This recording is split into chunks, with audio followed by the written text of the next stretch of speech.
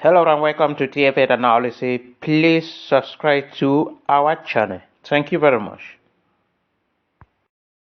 This is the story of the most corrupt border official I have ever encountered. It starts with a journey by boat from Nigeria to Cameroon. The friendly Nigerian officials stamped me out and the boat arrived to Limbe, Cameroon in the evening. As it was late, I was told to come to the Bota port in Limbe the following morning to get my passport stamped into Cameroon. At that post, there is an official named Richard, and I really think we should make him famous. Richard wanted to extort me for money just to give my passport stamp. He even threatened to arrest me. Here's a clip of the conversation. 15.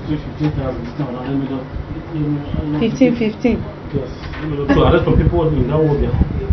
He doesn't just do this to white people, but also Cameroonians and Nigerians, anything to use his position of power to extort the people he serves as a government official. Unfortunately, this is the reality when traveling in Africa, and officials like this tarnish the reputation of a beautiful continent. There is so much tourism potential in Africa, but officials like this need to be held accountable to ensure free legal movement across Africa. Please help me make Richard famous. Africans deserve much better from their governments. 15. Yes.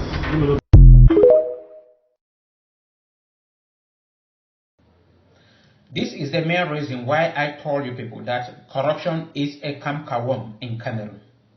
That corruption in Cameroon is like a green snake in a green grass. That it takes only the grace of God for somebody to identify an act of corruption in Cameroon. I told you people that the Cameroon or the Cameroon government or Cameroonian has corrupted corruption. And corruption at times sit and look at Cameroon and wonder where they are having some kind of a corrupt strategy. And these are evidence. Cameroonians are already used to this. All Cameroonians are used to it. And nearly all Cameroonians are practicing such. They are struggling by all possible means to squeeze from people. Wherever they sit, they take it as an opportunity. This guy called Richard, many people will be spreading it and saying it is somebody like the guy in that video talk about corrupt officials like this. Everybody, all officials in Cameroon are like this. All of them. You go to the police station, they want to squeeze from you. You have somebody, you are suffering and you have to go to a hospital, driver has to squeeze from you. Anything you are passing, they take problems and opportunity for them to reach themselves. And this is what is happening in Cameroon. You ask yourself, what is happening? Now we are talking about tramadol. People are dying every day. Our children are misbehaving because of this. Yet it keeps on entering the country. We are talking about roadside drugs, expired drugs. They are entering the country through such officials. And you are asking yourself, where are the Amazonians getting their weapons from? They say they are coming from Nigeria, they are coming abroad. How are they entering the country? Through such people. It's corrupt officials. This Richard even threatening to arrest somebody because of 15,000 francs. And then it's not only him alone. Past week we heard about a police commissioner who was arrested at the Douala International Airport because of this very kind of issue involving in drug trafficking, helping people to traffic drugs and other activities out of Cameroon and into the country. And we are asking the question, what is happening? It is because corruption is already part of our culture. Corruption is like part of every Cameroonian.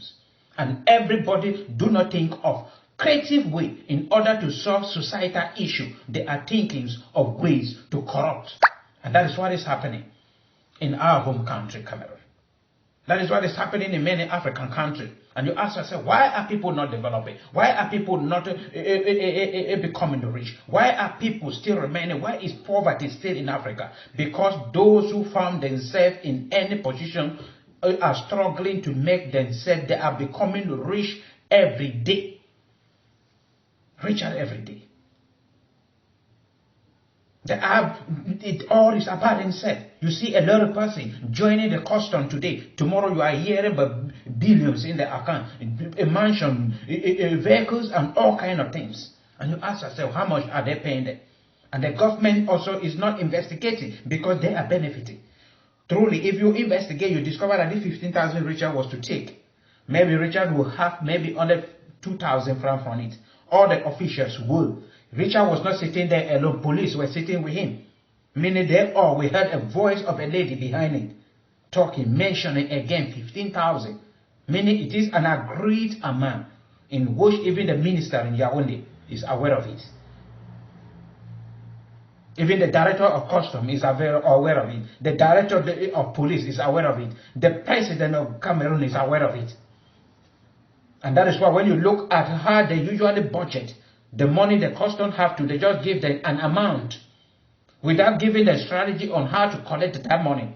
And then they use their power and their corrupt nature to take more from the citizen and cut what they want to give to the government and hand over the government what the government requests from them. And then again, they are still taking the taxpayer money and paying them with it every month. It is a pity. It is a pity that a lot of people, we keep on complaining every day, but we are inside. We are corrupt. Just wish you. If you are not corrupt, I will not be corrupt. If your sister is not corrupt, Cameroon will not be corrupt. If your brother is not corrupt, Cameroon will not corrupt. If we say no to corruption, corruption will end. I keep on asking the particular question. How much money is enough to keep you alive forever? How much money is enough that you can never be sick again? How much money is enough for you to tarnish the image of your country? How much money is enough for you to disgrace yourself? What have you done with all the stolen money? Nothing. Maybe you build a mansion, you build houses. All those things will end here on earth. They will not add a single minute in your life. So what belongs, stop square, is taken from the poor people and forcing many to remain under poverty line. Stop increasing the crime rate in Cameroon. Because when you allow those drugs, those tramadol, marijuana, and all kind of things enter the country, gun, that is how they will take it and frustrate the life of other citizens. And when you are doing this, you believe that you will live in peace because you will use the embezzled money, the stolen money, to build a mansion, bulletproof mansion, houses that cannot break the fence. But you will not remain in that house forever. You go out to buy something, you go out to drink, you go out to do occasion. And those notorious guys smoking, drinking, and using the gun that you have allowed to enter the country illegally will use it on you.